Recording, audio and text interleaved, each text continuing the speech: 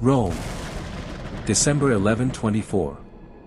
A man dressed in white kneels at the altar of St. Peter's Basilica. His name? Teobaldo Boccapecci, the newly elected pope. Incense clouds the air. Monks chant the Te Deum. Just as the golden tiara is raised toward his head, the doors burst open.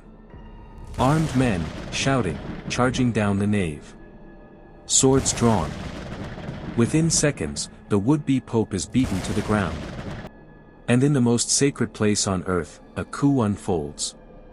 To understand the brutality of that day, you must understand the battlefield. Rome in the 12th century wasn't ruled by the church, it was ruled by families. The Pirlioni, a powerful Roman Jewish clan, had money, influence, and a thirst for reform. They backed men like Teobaldo, respected but quiet. On the other side, the Frangipani, old money, brutal power, and deeply connected to the papal militia. Every papal election wasn't divine will, it was a political war. And when Pope Calixtus II died, the prize became the throne of St. Peter. The conclave met in secrecy. Guards stationed at every door. Whispers of bribery and threats. But after long hours of debate, they agreed. Teobaldo Boccapecci would become pope.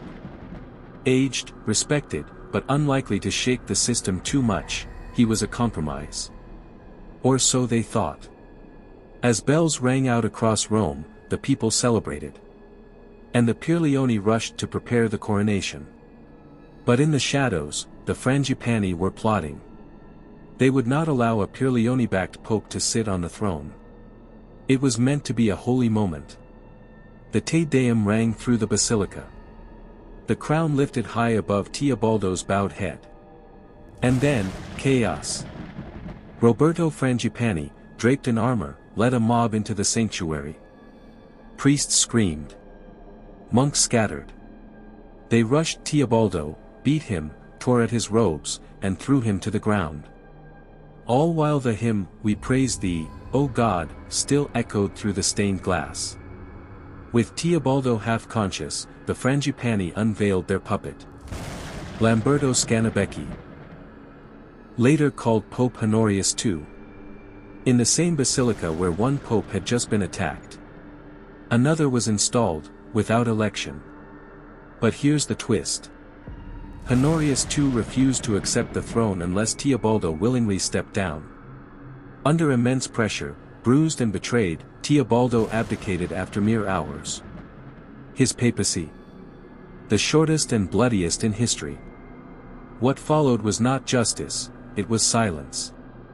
The Vatican never officially recognized Teobaldo as a reigning pope. His name is excluded from many lists of popes.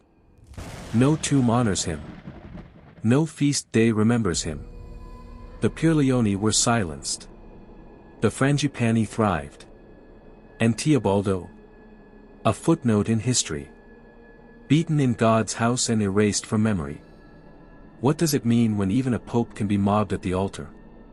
Is the church a sanctuary of holiness, or a throne worth bleeding for? Teobaldo Boccapecci's story was buried, but the scars remain, etched into the very stones of St. Peter's.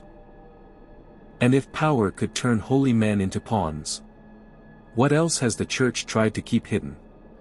Next up on Forbidden History Vault. The Pope who was accused of summoning demonic powers to hold on to his throne. Yes, necromancy, heresy, and a secret Vatican exorcism. Subscribe, and turn on the bell, because the forbidden stories are only just beginning.